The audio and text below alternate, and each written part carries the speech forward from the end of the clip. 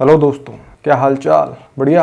राजा राजा ही होता है और एक लीडर लीडर होता है। अमृतसर में एक छोटे बच्चे की दिल छू लेने वाली वीडियो वायरल हुई है, जिसमें वो बोल रहा है कि मैं फ्री की नहीं बल्कि खून और पसीना बहा के की हुई मेहनत की कमाई खाऊंगा। इस बात से पंजाब के सीएम कैप्टन अमरिंदर सिंह इतने प्रभावित हुए कि उन्होंने उस बच्चे की फैमिली को 5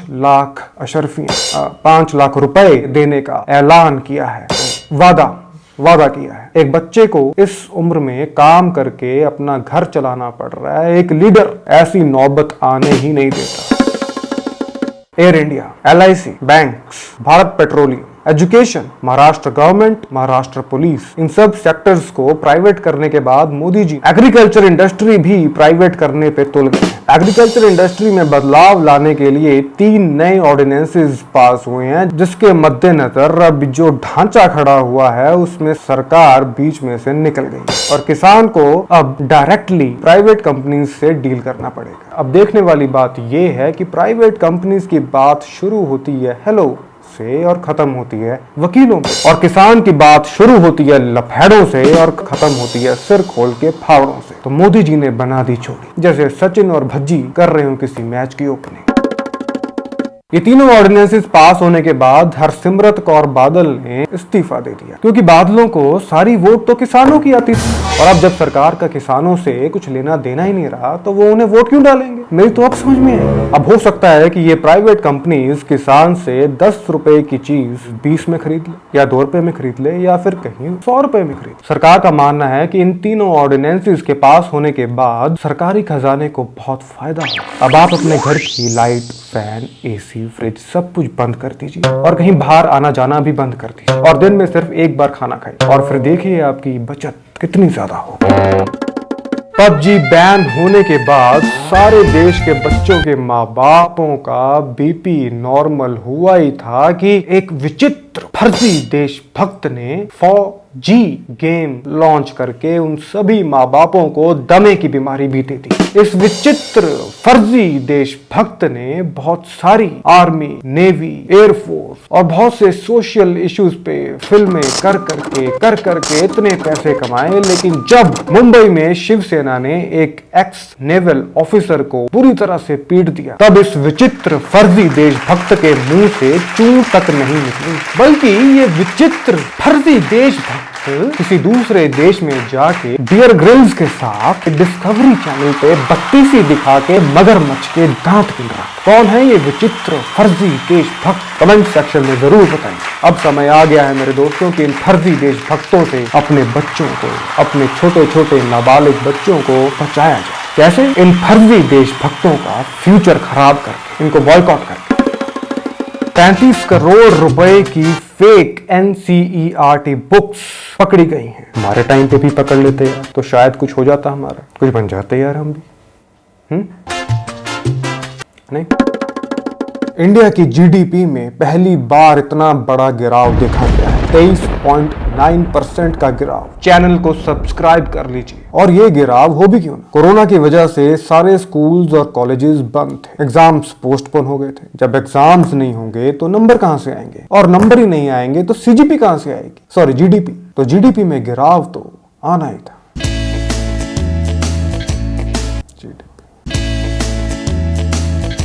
भारत का एजुकेशन सिस्टम पूरी तरह से बदल दिया गया। तो क्या है ये न्यू एजुकेशन पॉलिसी? आइए देखते हैं। 5+3+3+4 का पैटर्न।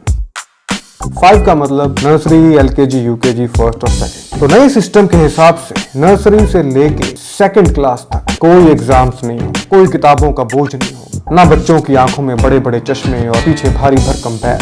इन 5 सालों में बच्चा स्कूल आएगा, पेंसिल घुमाएगा, एक घर की पेंटिंग बना के ऊपर सूरज दिखा देगा और अपने किसी दोस्त के बुक का पेज फाड़ देगा और फिर घर आ जाएगा। कोई टेंशन नहीं, बिल्कुल फ्री माइंड।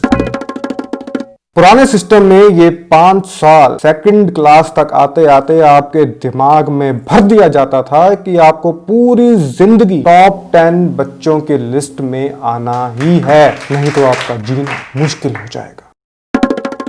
3rd, 4th और 5th क्लास तक हर बच्चे पे फोकस किया जाएगा। देखा जाएगा कि किस बच्चे को किस चीज में इंटरेस्ट है। हो सकता है कि उसके हिस्ट्री में अच्छे नंबर ना हो, मैथ्स में अच्छे नंबर ना हो, लेकिन ज्योग्राफी में उसके बहुत अच्छे नंबर। और हो सकता है कि कहीं उसके मैथ्स में अच्छे नंबर ना हो, फिजिक्स में अच्छे नंबर ना हो, और ना ही साइंस में अच्छे नंबर हो, लेकिन स्पोर्ट्स में वो बहुत अच्छा हो, तो उसका इंटरेस्ट स्पोर्ट्स में होगा। तो इंडिविजुअली हर बच्चे का इंटरेस्ट पता किया जाएगा कि किस बच्चे को किस चीज में इंटरेस्ट है, और उसी पे फोकस किया जाएगा। फेलो क्लासमेट्स भी रिपोर्ट कार्ड बनने में योगदान देंगे। किसके घर में कितने बजे कौन कौन कैसे कैसी फिल्में देख रहा है, ये सब भी रिपोर्ट कार्ड में आ सकता है।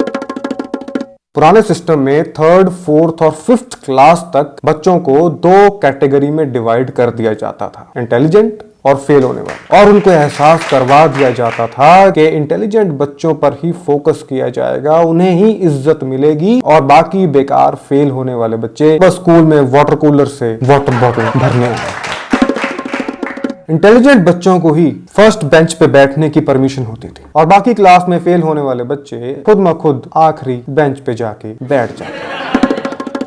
अगर कभी इंटेलिजेंट बच्चा और फेल होने वाला बच्चा दोनों एक साथ टीचर से टॉयलेट जाने की परमिशन मांगते थे, तो फर्स्ट प्रेफरेंस हमेशा इंटेलिजेंट बच्चे को ही मिलती थी, भले ही दूसरे बच्चे का ब्लैडर क्यों ना फट जाए। इंटेलिजेंट बच्चा अगर टॉयलेट से आने में लेट हो जाए तो वो शायद हाथ धोने में टाइम लगा रहा होगा। फेल होने वाला बच्चा अगर टॉयलेट से आने में लेट हो जाए तो वो कैंटीन जा चुका है या फिर शहर के मेन बाजार घूमने गया है। जितने ज्यादा आपके नंबर आएंगे उतनी ज्यादा प्रोबेबिलिटी होगी आपकी यूरिन पास करने की। चैनल को सब्सक्राइब कर लीजिए।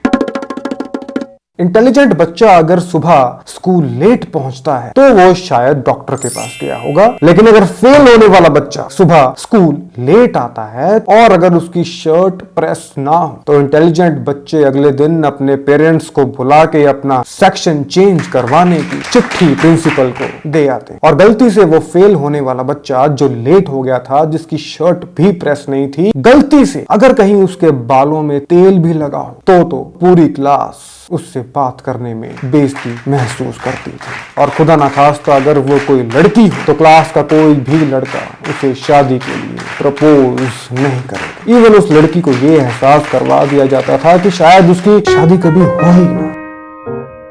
पुराने सिस्टम में जेंडर इनइक्वालिटी को भी बहुत ज्यादा तवज्जो दिया जाता था। फेल होने वाला बच्चा अगर लड़का है तो क्लास खत्म होने के बाद स्कूल के बाहर उसकी बहुत इज्जत मिलेगी, बहुत ज्यादा इज्जत। और अगर फेल होने वाला बच्चा कोई लड़की है तो उसके कैरेक्टर पे सवाल उठाए जाते थे। नए सिस्टम के हिसाब से 6th से लेके 8th क्लास तक बच्चों के पास बहुत सारी ऑप्शंस होंगी। अगर बच्चा बोल देता है कि उसे गार्डनिंग में इंटरेस्ट है तो उसे किसी लोकल गार्डनर के साथ इंटर्नशिप कराई जाएगी। अगर बच्चा बोल देता है कि मुझे बाल काटने में इंटरेस्ट है तो उसे किसी लोकल सैलून में इंटर्नशिप दिलाई जाएगी। अगर कोई बच्चा बोल देता है कि मुझे बिल्डिंग्स कंस्ट्रक्शन वर्क में इंटरेस्ट है तो उसे किसी लोकल बिल्डर के साथ इंटर्नशिप कराई जाएगी। और अगर बच्चा बोल देता है कि उसे गाड़ियों में इंटरेस्ट है तो उसे किसी लोकल मैकेनिक की शॉप पे बकायदा इंटर्नशिप कराई जाएगी, ताकि वो आगे चल के किसी पे डिपेंडेंट ना रहे, खुद का रोजगार तो चलाए ही बल्कि दूसरों को भी रोजगार देने में सक्षम हो। पुराने सिस्टम में आपके पास सिर्फ और सिर्फ 3 ऑप्शंस होती थी, ट्यूशन, ट्यूशन और ट्यूशन। नए सिस्टम में 8वीं से लेके 12वीं क्लास तक आपको किसी एक चीज में निपुणता दिलवाई जाएगी, यानी कि किसी एक फील्ड में आपको शार्पन किया जाएगा, घिसा जाएगा, जैसे हीरे को घिसा जाता है, ताकि वो स्कूल से निकलते ही खुद के पैरों पे खड़ा हो सके। पुराने सिस्टम में 8वीं से लेके 12वीं तक आपके दिमाग में ये बात फिक्स कर दी जाती है कि आईआईटी या फिर मेडिकल, और आपको बताया जाता है कि इसके आगे दुनिया नर्क। और कुछ बच्चे एंट्रेंस एग्जाम के पहले फेल होने के डर से, और कुछ बच्चे एंट्रेंस एग्जाम में अच्छा रैंक ना आने की उदासी की वजह से सुसाइड कर लेते थे। स्कूल खत्म होने के बाद अब कॉलेज पे आते हैं। कॉलेज में अब आपको multiple entry, multiple exit programmes की सुविधा भी दी जाएगी। Multiple entry, multiple exit programme के हिसाब से सपोज आप बीटेक फर्स्ट ईयर में एडमिशन लेते हैं, जहां पे शालिनी आपके साथ पढ़ती है। लेकिन 3 महीने बाद आपको रियलाइज होता है कि आपको बीएससी में पढ़ रही मालिनी के साथ प्यार हो चुका है, तो आप शालिनी को छोड़ के मालिनी के पास जा सकते हैं। वाह मोदी जी वाह। और अगर आपको बाद में रियलाइज होता है कि मालिनी ने आपको धोखा दे दिया है और फार्मेसी डिपार्टमेंट में पढ़ने वाली रागिनी आपसे प्यार करती है, तो आप शालिनी के बाद मालिनी को भी छोड़ के रागिनी के पास भी जा सकते हैं। मोदी जी वाह। चैनल को सब्सक्राइब कर लीजिए। कॉलेज के आखिरी दिन, आखिरी एग्जाम के बाद अपने प्यार का इजहार करने वाले लोगों के लिए भी मोदी जी ने कुछ सोचा है। अगर आप 1 साल के बाद हिम्मत जुटा पाए तो आप 1 साल का कोर्स कर सकते हैं। अगर आपको हिम्मत जुटाने में 2 साल लगेंगे तो आप 2 साल का कोर्स कर सकते हैं। 3 साल तो 3, 4 तो 4, अपनी अपनी कैपेसिटी के हिसाब से। और अगर 4 साल बाद भी आखिरी एग्जाम वाले दिन आप अपने प्यार का इजहार ना कर पाए तो फिर आप YouTube पे कोई कॉमेडी शो खोल लेना। करंट एजुकेशन सिस्टम क्या है, क्यों है, कैसा है और उसकी खामियां हम आपको एक नाटकीय रूपांतरण के जरिए समझाएंगे। तो आज हम पढ़ेंगे रसोड़े में कौन था। अगर आप ये एपिसोड पहली बार देख रहे हैं और आपने चैनल को सब्सक्राइब नहीं किया है तो अभी कर लीजिए, सब्सक्राइब द चैनल।